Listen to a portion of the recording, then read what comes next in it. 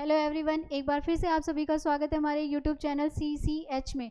और CCH में अब ऑलमोस्ट हमारी ग्रामर की जो है ऑलमोस्ट क्लासेस डन ही हैं। तो आज हमने सोचा क्यों ना प्रैक्टिस जो है इसकी स्टार्टिंग की जाए। तो आज हमारा जो पार्ट है वो प्रैक्टिस 1 का पार्ट है, जो ऑलरेडी हमने जो ग्रामर की है उसी को ही पहले हमने जो उसका कंसेप्ट समझा है उसका आज हम एप्लीकेशन करेंगे। तो यानी कि आज का जो हमारा प्रैक्टिस सेट है इसमें ऑल ओवर जो हमारी ग्रामर जो हमने सीखी है वो सारी की सारी यूज़ की है।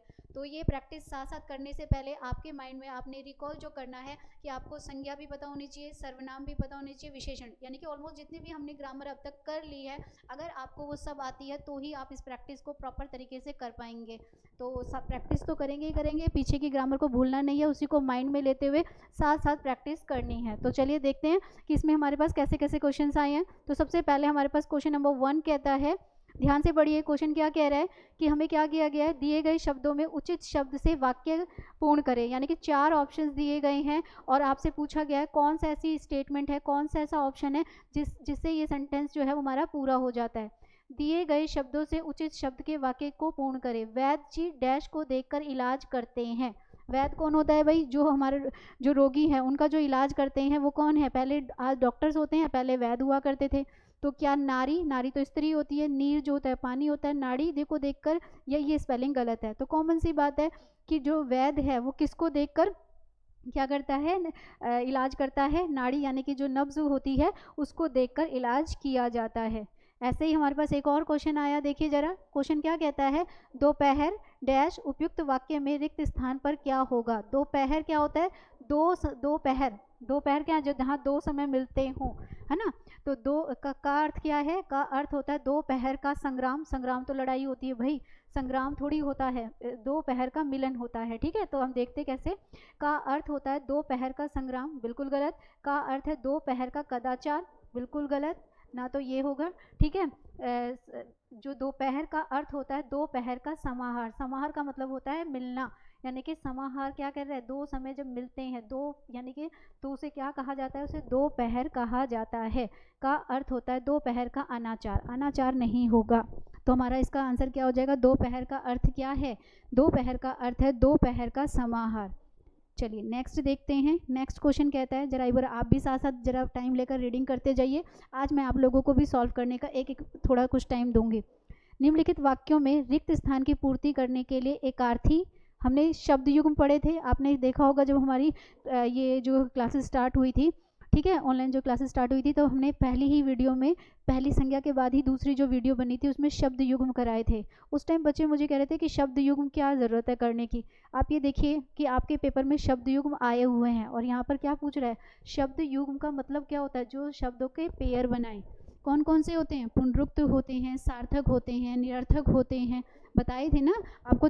मैंने 5 प्रकार के 6 प्रकार के जो है शब्द युग्म मैंने आपको वहाँ पर कराए थे। अब यहाँ पर पूछ रहा है एकार्थी। एकार्थी मतलब दोनों ही शब्दों का क्या निकले, एक अर्थ निकले, ऐसा पेयर कौन सा है।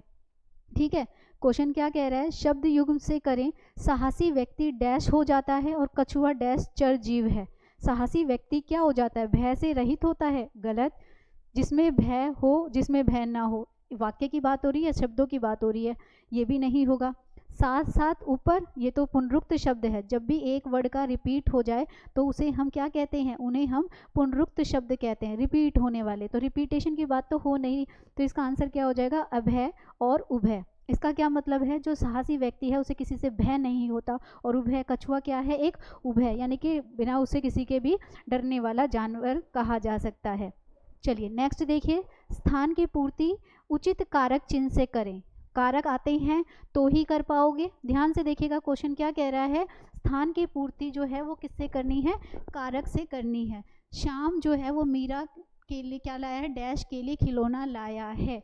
ध्यान से, अब टेबल मत पढ़ने बैठ जाना कि कर्ता ने कर्म को, मैंने आपको ट्रिक से कारक कराए थे। अगर आपने कारक नहीं किए हैं पहले तो ज़रूर उस वीडियो को देखिएगा, पूरे कारक आपको ट्रिक से कराए गए हैं और यहाँ पर आप आसानी से बता सकते हो कि क्या आएगा।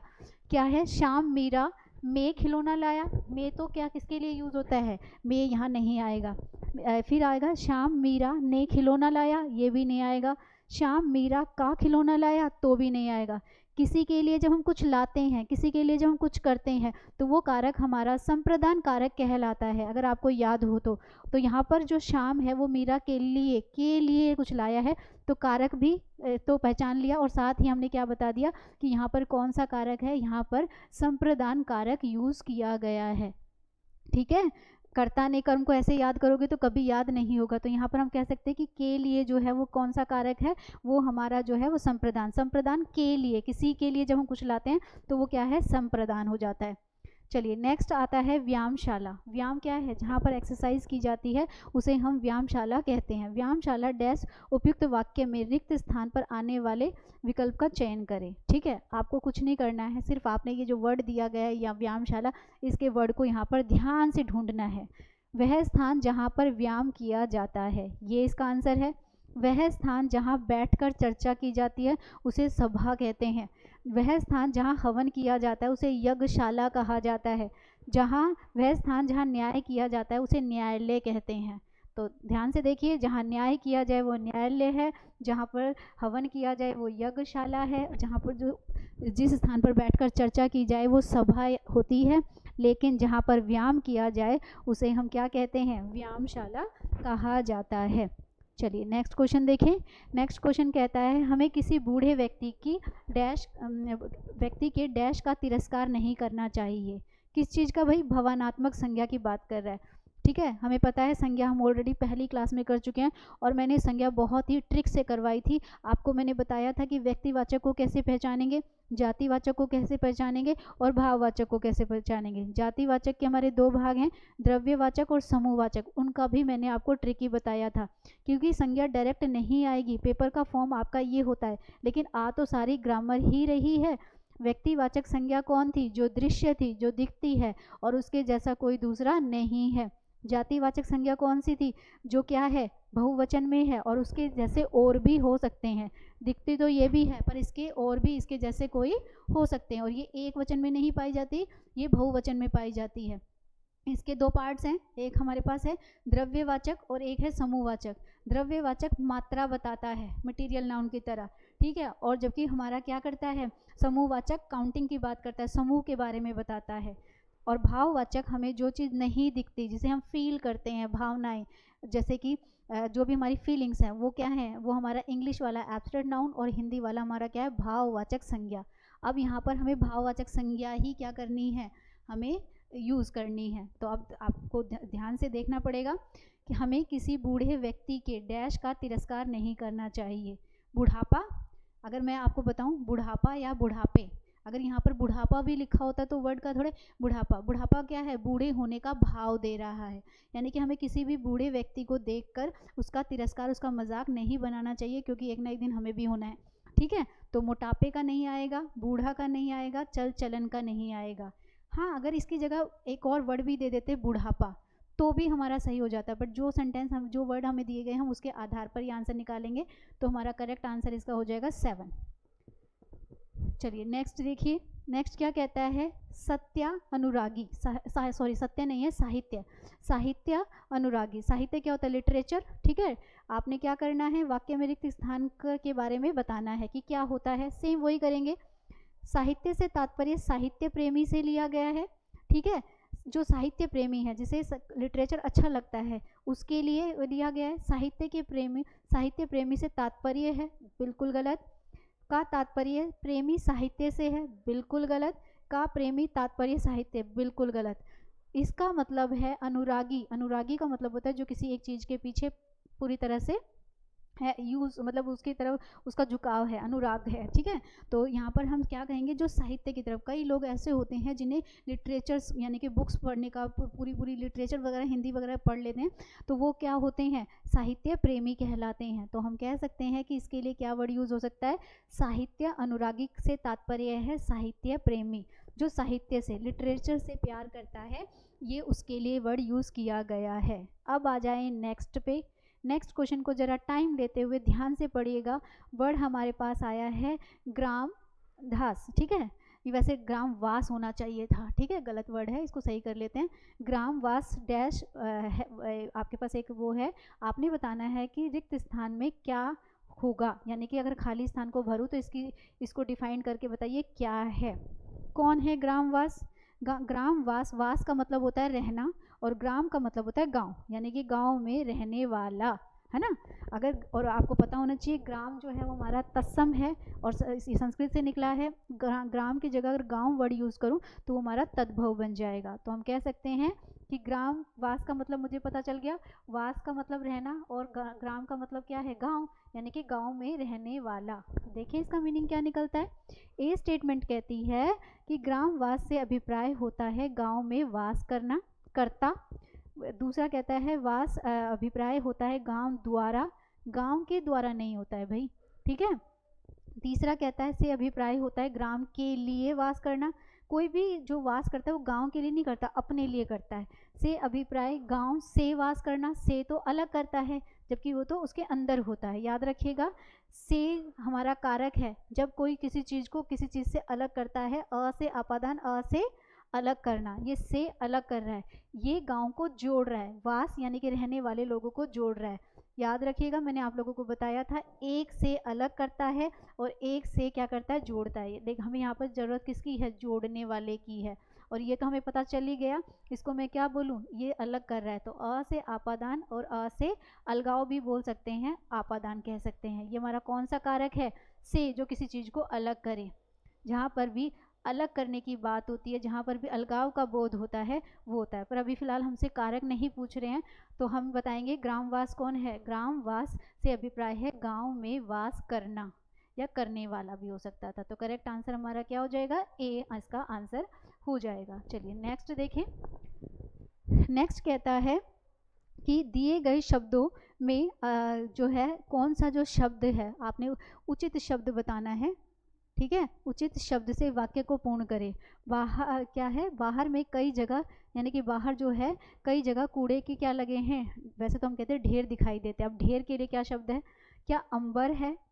अंबर आसमान होता है, ठीक है, तो ये नहीं हो सकता। अंबर सारी नहीं हो सकता, अंबारी नहीं हो सकता। अंबार लगा है, पहाड़ लगा है, ये पहाड़ के लिए भी हम यूज़ कर सकते हैं। अंबार का मतलब होता है कूड़े का बहुत बड़ा ढेर लगना। चलिए नेक्स्ट देखिए जरा। निर्धन बालिका भूख से डैश थी, रिक्त स्थान की पूर्ति उचित शब्द के द्वारा कीजिए। एक सेंटेंस दिया गया है और आपसे पूछा गया है निर्धन बालिका। निर्धन बालिका मतलब एक गरीब लड़की जो है वो भूख से क्या थी वो बताना है। आतुर थी, आतुर का मतलब तो किसी चीज़ के लिए तैयार होना होता है। आकुल थी, आकुल होता है किसी चीज़ से मिलने के लिए, जब आप बेचैन होते हो आकुल कहते हैं। व्याकुल भी हमारा आकुल और दोनों विलोम में आ जाता है। हकलाना या उसे कहेंगे हकलाना, आ की मात्रा आएगी क्या? हकलाना। बोलने की बात नहीं हो रही है, आतुर भी नहीं हो रही है, तो आकुल तो होगा नहीं। भूख के मारे क्या थी? व्याकुल थी। व्याकुल मतलब उसको बहुत ही तेज क्या लगी थी? भूख लगी हुई थी। चलिए नेक्स्ट देखते हैं। निम्न वाक्य में रिक्त स्थान की पूर्ति करिए। संज्ञा किससे करनी है? फिर से संज्ञा आ गई है, संज्ञा अच्छी तरह से कर लीजिए। अगर आती है तो ठीक है, नहीं आती है तो प्लीज़ उसकी प्रैक्टिस करिए। पहली ही वीडियो है और वीडियोस में पूरा आपको ग्रामर पार्ट अच्छे तरीके से विद ट्रिक से सिखाया गया है। तो यहाँ पर क्या है? निम्न वाक्य में रिक्त स्थान की पूर्ति उपयुक्त संज्ञा शब्द से करें। जीवन में डैश होना अति आवश्यक है। कोई का होना, किसी का होना लाइफ में ज़रूरी है, आपका होना ज़रूरी है, अपना का। याद रखिएगा कोई, ठीक है, कोई, आप और अपना, ये जो वर्ड हैं ये संज्ञा नहीं है, ये क्या है? ये सर्वनाम है। ये क्या है? ये संज्ञा नहीं है, ये सारे के सारे क्या है? सर्वनाम है। और हमसे पूछा क्या है यहाँ पर?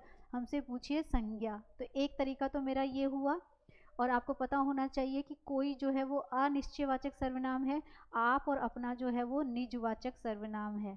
यानी कि देख लीजिए ग्रामर को इंटर रिलेट करेंगे, निजवाचक सर्वनाम है, जबकि हमारा कोई किस में आ जाता है? अनिश्चयवाचक सर्वनाम में। तो कॉमन सी बात है, ये सर्वनाम है, ये सर्वनाम है और ये सर्वनाम है, और मेरे पास क्या बच गया? बी। बी है मधुरता। मधुरता में भाववाचक संज्ञा है मीठे। मधुरता में क्या है? मधुर होने का यानी कि मीठे होने का भाव आ रहा है।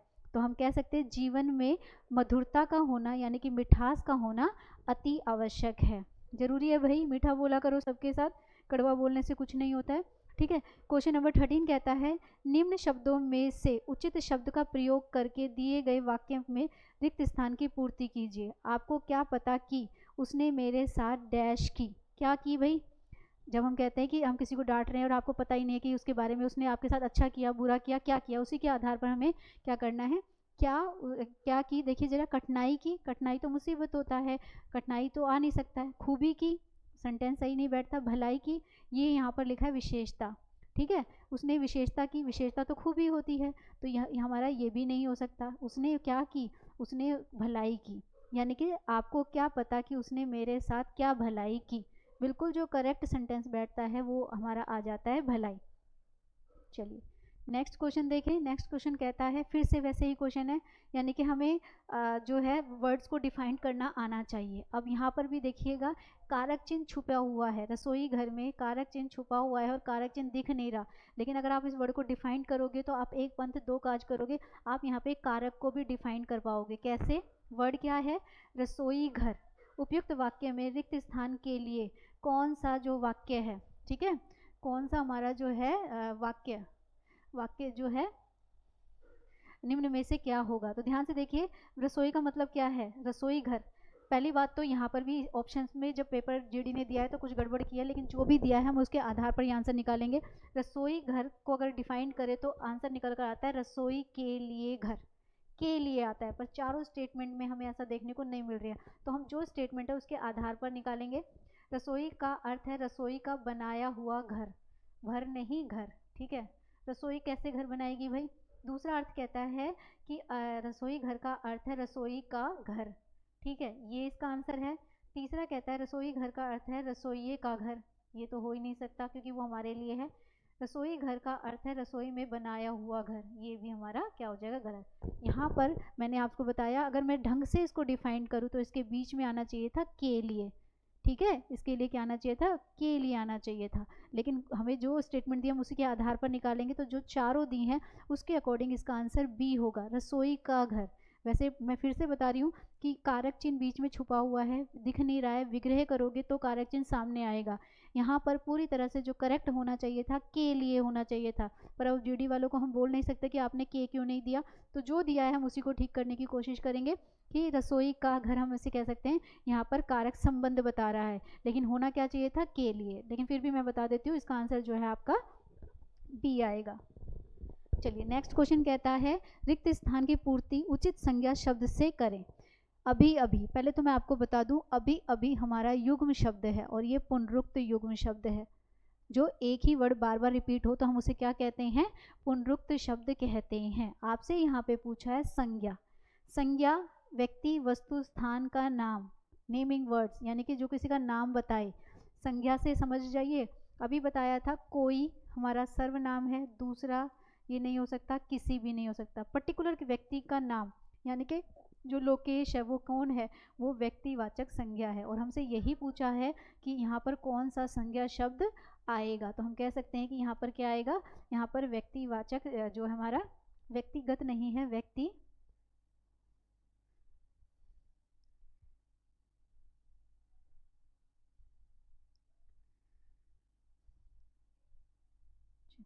यहाँ पर क्यों, कौन सी संज्ञा आएगी? व्यक्तिवाचक संज्ञा। व्यक्तिवाचक संज्ञा कौन होती है भाई? जो एक होती है और उसके जैसा कोई दूसरा नहीं होता और दृश्य होती है। तो यहाँ पर क्या है? अभी अभी लोकेश के घर गया है, वह अभी अभी, क्योंकि कोई जो है सर्वनाम है, दूसरा भी हमें किसी भी जो है वो नाम नहीं है पर्टिकुलर, ये संज्ञा नहीं है। हमारे पास एक पर्टिकुलर एक बॉय का नाम है और बॉय पर्टिकुलर एक है, इसीलिए वो व्यक्तिवाचक संज्ञा में काउंट होगा। चलिए, एक दिन के उपवास उपवास मतलब उपवास व्रत का जो फास्ट हम करते हैं, उसके बाद मोहन के पेट में डैश कूदने लगे। ये तो हम कहावत सुनते हुए भी आ रहे हैं कि भूख के मारे क्या क्या हाथी घोड़े या क्या जो है घूमने लगता है। तो कॉमन सी बात है, मेंढक तो जाएंगे नहीं, कुत्ते भी नहीं जाएंगे, जाएगा तो चूहा भी नहीं, लेकिन एक कहावत है तो हम कह सकते हैं कि भूख के मारे उसके पेट में क्या कूदने लगे? जो चूहे हैं जो कूदने लगे। चलिए नेक्स्ट देखते हैं। यहाँ पर एक वर्ड लिखा गया सब के अर्थ में निम्न वाक्य का, सब नहीं होता है, सब होता है, ठीक है। अब यहाँ पे पूछा गया है कि कब तक 10 बजे तक पहुँचाया जा सकता है। शव मतलब जो बॉडी होती है, डेड बॉडी होती है, उसके लिए हम ये यूज़ करते हैं। और शमशान घाट में शव को डैश तक, लास्ट जो होता है वो क्या होता है? रात तक, दिन, दोपहर, सुबह है, रात 10 बजे तक पहुँचाया गया, एंड जो होता है इसके अकॉर्डिंग ही बताएंगे, तो इसका आंसर हमारा क्या हो जाएगा, रात। चलिए नेक्स्ट देखिए जरा, यज्ञशाला। यज्ञशाला अभी हमने शायद ये किया था, दोबारा हमारा रिपीट हो गया है। यज्ञशाला क्या था, जो है मैंने अभी आपको बताया कि आपने बताना यज्ञशाला डैश उपयुक्त वाक्य में रिक्त स्थान के लिए कौन सा विकल्प ठीक होगा, है ना। तो यज्ञशाला क्या होती है, जहाँ पर यज्ञ किया जाए, हवन किया जाए, है ना। तो जहाँ हवन किया जाए उसे यज्ञशाला या यज्ञ किया जाए।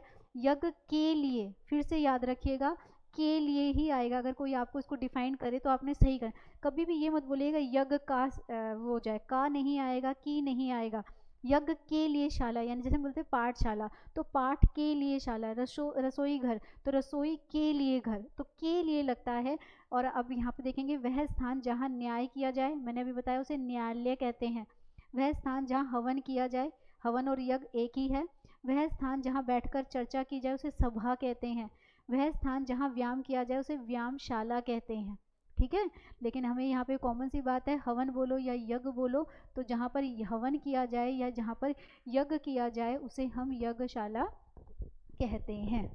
चलिए नेक्स्ट आता है कुल श्रेष्ठ। कुल श्रेष्ठ भी में भी कारक छुपा हुआ है, लेकिन अभी मैं कारक के लिए आप लोगों को कंफ्यूज बिल्कुल भी नहीं करूंगी, लेकिन फिर भी आपको ये पता होना चाहिए कि जब कारक जो भी वर्ड होता है उसके अंदर कारक छुपे होते हैं, लेकिन जब आप उनका विग्रह करते हो तो सामने आते हैं। जब आप उनको डिफाइन कर रहे हो तो आपको पता भी तो होना चाहिए ना कि आपने जो कारक निकाला है सही भी है कि नहीं है। तो कुल श्रेष्ठ, अगर मैं इसको डिफाइन करूँ तो इसका आंसर निकल कर आता है कुल में श्रेष्ठ। जो कुल में, जो सभी उसमें श्रेष्ठ है वो कुल श्रेष्ठ है, ठीक है। उपयुक्त वाक्य में रिक्त स्थान के लिए निम्न कौन सा होगा, ठीक है। तो कुल में श्रेष्ठ पहला आया है। कुल श्रेष्ठ का अर्थ होता है कुल में श्रेष्ठ, ठीक है। का अर्थ होता है कुल में वृद्ध, बिल्कुल नहीं, वृद्ध नहीं होगा, बड़ा नहीं होगा, छोटा नहीं होगा, ये तो मैंने आपको डिफाइन करके ही बता दिया। और यहाँ पर क्या छुपा हुआ था, ना संज्ञा है ना सर्वनाम है, यहाँ पर क्या है, कारक चिन्ह है। में जो है वो क्या है, कारक चिन्ह दिखाई दे रहा है। यानी कि हमें ऐसे क्वेश्चन जब आएंगे तो उसके लिए मुझे क्या आने चाहिए, मुझे कारक अच्छी तरह से आने चाहिए, तो ही मैं शब्दों को सही ढंग से डिफाइन कर पाऊंगी। अब आप देखिए डायरेक्ट तो नहीं आया है कारक ही, कारक कारक बताओ कौन सा कारक है कौन सा नहीं है, लेकिन घूम फिर के बात ग्रामर पे ही आती है। इस वर्ड को सही ढंग से डिफाइन नहीं करोगे तो कोई ना कोई जो गलत होगा वो आपके माइंड से मैच कर जाएगा और आप गलत पर टिक करके आ जाओगे। तो वर्ड को सही ढंग से डिफाइन करना भी ज़रूरी है। तो करेक्ट आंसर क्या हो जाएगा, ए। कुल श्रेष्ठ का अर्थ होता है जो कुल में जो श्रेष्ठ है, जो सब में से कुल में सबसे बढ़िया है वो है। चलिए फिर देखिए क्वेश्चन नंबर 22। ये कह रहा है एक पोयम है, उसकी एक लाइन ली गई है, फैला अपने रवि का जाल, ठीक है। रवि का जाल, रवि सूर्य को कहते हैं, ठीक है। जाल जो है किसका बिछा हुआ है, हाथ का, टैक्स का, या ये भी वर्ड गलत, ये भी वर्ड गलत, ये भी वर्ड, जो सूर्य का जाल बिछता है वो किरणों का बिछता है, ठीक है ना। तो हम कह सकते हैं यहाँ पर कर शब्द की जगह क्या यूज होता है, किरण, यानी कि किरण को कर भी कहा जाता है। अच्छा इसी से जोड़ दें रवि कर, है ना। अभी लास्ट हमने क्लास पर्यायवाची की ली थी तो मैंने आपको बताया था सूर्य को दिवाकर, रविकर और अंशुमाली भी कहा जाता है। याद रखना Anshumali is most important word, bar bar exam में यूज किया जा रहा है, तो हमें इनके पर्यायवाची शब्द भी आने चाहिए। चलिए नेक्स्ट देखिए, विकल्पों में से दिए गए शब्दों में से उचित शब्द में कौन सा वाक्य पूर्ण करेगा। हमें अपने आप की डैश स्वयं देखभाल करनी चाहिए। ये तो हम सुनते ही हैं, कहीं पे भी जाते हैं तो अनाउंसमेंट होती रहती है कि भाई अपने सामान की क्या करो, अपनी सामान की खुद की रक्षा खुद करो, मतलब उनकी देखभाल खुद करो। तो स्पेलिंग का थोड़ा सा है, सामान्य जनरल वर्ड के लिए यूज़ किया जाता है, ये होगा नहीं। एक लिखा है सामान और एक लिखा है सामान, तो ये स्पेलिंग गलत है, सामान होता है, ठीक है। तो ये हमारा क्या हो गया, इसका आंसर हो गया ए। चलिए नेक्स्ट देखिए, ये इंपॉर्टेंट है, थोड़ा ध्यान से देखिएगा। यहाँ पर एक वर्ड दिया गया वसन। वसन के दो अर्थ है, वसन का मतलब कपड़े से लिया जाता है, ठीक है। वसन के दो अर्थ हैं, एक अर्थ वो होता है जिसमें स्त्रियां अपने कमर पर एक ज्वेलरी पहनती हैं, कमर पर एक आभूषण पहनती हैं, उसे कहा जाता है। और दूसरा जो इसका अर्थ है वो ये बताया गया है, नए डैश से पूजा करनी चाहिए, ठीक है। पूजा करने की विधि है। हम क्या करते हैं जब भी हमारे घर में कोई पूजा होती है या हम किसी धार्मिक स्थान पर जाते हैं तो हम क्या करते हैं, हम नए कपड़े लेकर जाते हैं, नए वस्त्र को ही वसन कहा जाता है। तो देखिए जरा क्या है, यहाँ पर ये वसन आ जाएगा, यानी कि नए वस से, या वसन भी कह सकते थे, वस्त्र भी कह सकते थे। तो नए घंटी नहीं होगा, ज्योति नहीं होगा, सिंदूर नहीं होगा, नए कपड़ों से यानी कि नए वस्त्र से क्या किया जाता है, पूजा की जाती है। यानी कि वसन जो है वो वस्त्र ही है। फिर आता है प्रकृति कुपित होकर अपना डैश रूप दिखाती है, नेचर। अगर मानव नेचर के साथ खेलेगा, ज़्यादा बड़ी मात्रा में पेड़ पौधों को काटा जाएगा, ठीक है, ज़्यादा पॉल्यूशन फैलाया जाएगा, तो एक ना एक दिन तो प्रकृति अपना प्रलय दिखाएगी। दिखाएगी कि नहीं? आपको पता है पॉल्यूशन की वजह से जो हमारी ओजोन लेयर है उसका होल जो है वो बढ़ता चला जा रहा है। तो जिस दिन वो बढ़ गया उस दिन समझो प्रकृति ने अपना रूप दिखाई दिया, तीसरी आँख खोली दी। लेकिन उससे होगा क्या? देखिए जरा, प्रकृति कुपित होकर अपना अहितकारी, कल्याणकारी, विनाशकारी, निर्माणकारी पॉजिटिव है, कल्याणकारी पॉजिटिव है, ये अपना रूप दिखाएगी। अगर कुपित का मतलब होता है, कुपित का मतलब क्या है, एक होता है कुपित मतलब कौन सा वाला रूप, जो खतरनाक वाला रूप है। तो अहित में नहीं होगा, या विनाशकारी, विनाशकारी, यानी कि जब प्रकृति को हम उसका विनाश करेंगे, पेड़ों को काटेंगे और नए नए पौधे नहीं लगाएंगे, तो एक दिन ना एक दिन पृथ्वी हमें क्या करेगी। देखा तो था जब हमारे यहाँ कोरोना की थर्ड जो उसमें आई थी, जब ऑक्सीजन कम होने लगा था। क्यों होने लगा था? क्योंकि हमारे नियर बाय पेड़ों की कमी है, ऑक्सीजन ही नहीं मिला। तो प्रकृति ने दिखाया ना हमें अपना विनाशकारी रूप।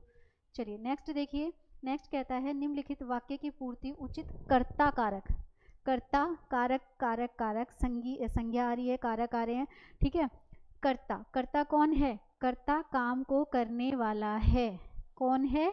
कर्ता कौन है? अभी मैं पढ़ा रही हूँ तो मैं कौन हूँ? कर्ता। तो कौन पढ़ा रहा है? अध्यापक। कर्ता कौन है? याद रखिएगा इस चीज़ को।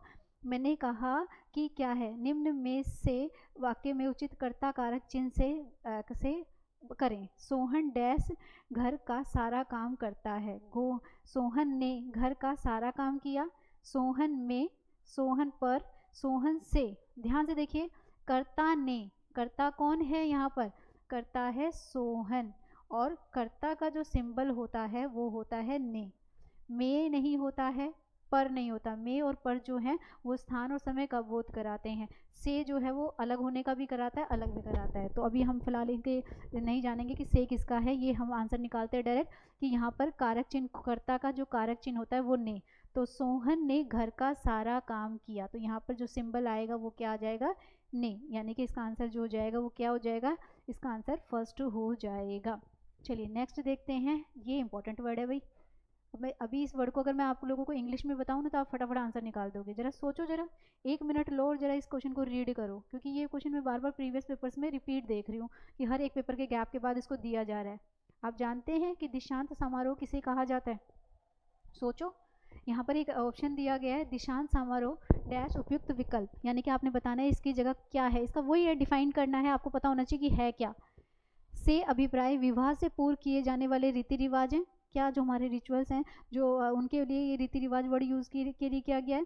या दीक्षांत समारोह से अभिप्राय उपनयन संस्कार, उपनयन संस्कार होता है जो मरने के बाद या वैसे किया जाता है वो है। या ये जो है दीक्षांत समारोह से अभिप्राय संन्यास लेने के लिए किया जाने वाला रीति रिवाज है।